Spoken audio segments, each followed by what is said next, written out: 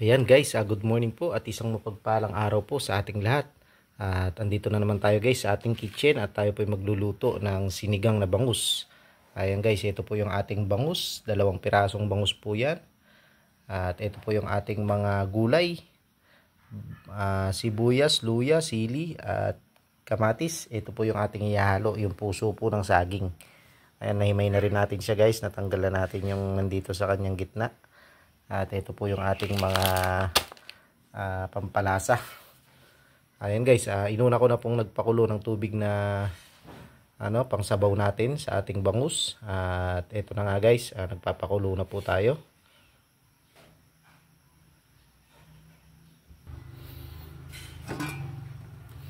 Ayan guys, kukulo na po. Una po nating ilagay yung ating pong kamatis. At sunod din po natin yung luya at sibuyas. Antayin lang po natin kumulo ng konti.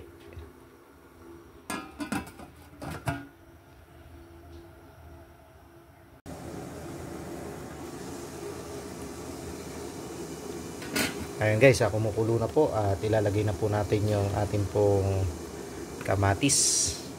Ayan, lagyan po natin yung ating kamatis.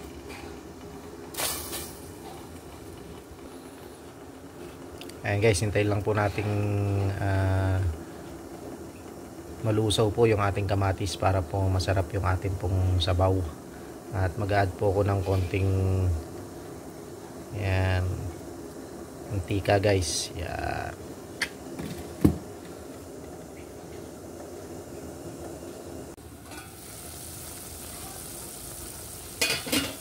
Ayan guys, kulong-kulo na po at lagyan na po natin ito ng yung sibuyas saka luya. Sibuyas, luya ilagay na po natin.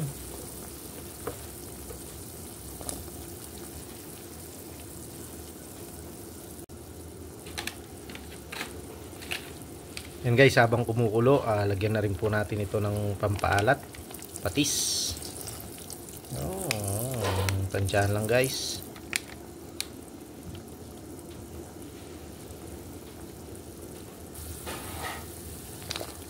Guys, saluluin lang po natin. Ayaw.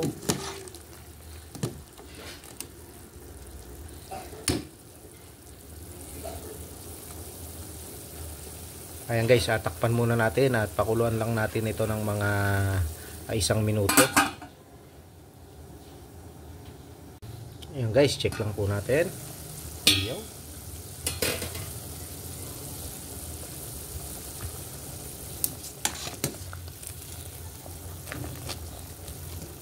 Guys, malambot na po yung ating sibuyas, kamatis at saka po yung natin luya. Yan guys, habang kumukulo, lagyan na rin po natin ito ng sinigang mix. Yeah.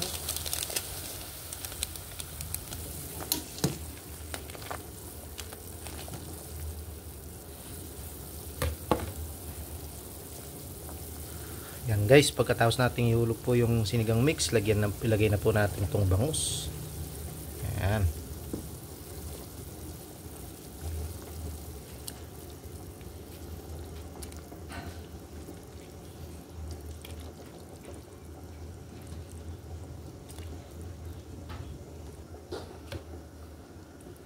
Yan guys, kita nyo naman napakapula po ng ating sabaw.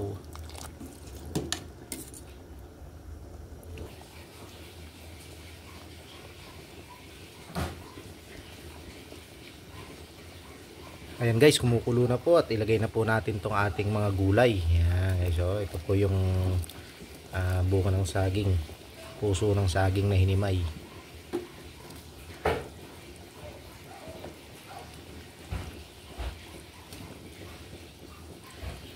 Lagay na rin natin to guys.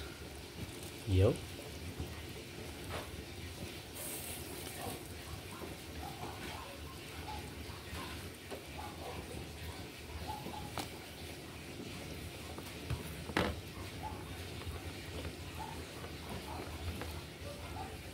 Lagay na rin natin itong ating sili.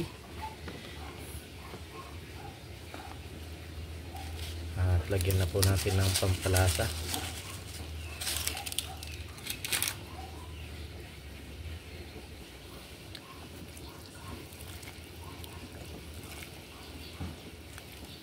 Yan guys, hintay lang po nating lumambot yung ating pong puso ng saging at okay na po ito, ready to serve na. Bilis lamang po ang pagluto ng sinigang, lalo pagka mga isda ang ating iluluto.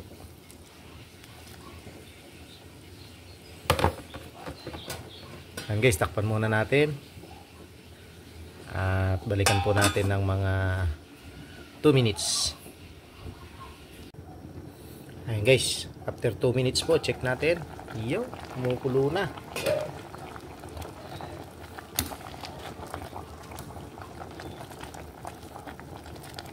May sinigang na.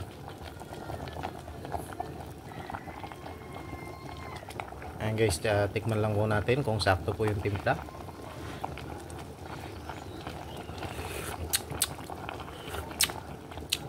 Medyo kulang po siya sa alat. Ayan guys, dagdagan po natin ng asin. Kulang po sa alat.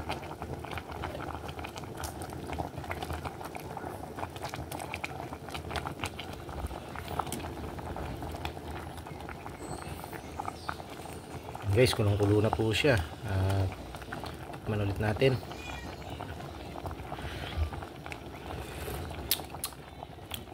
Yo, sakto.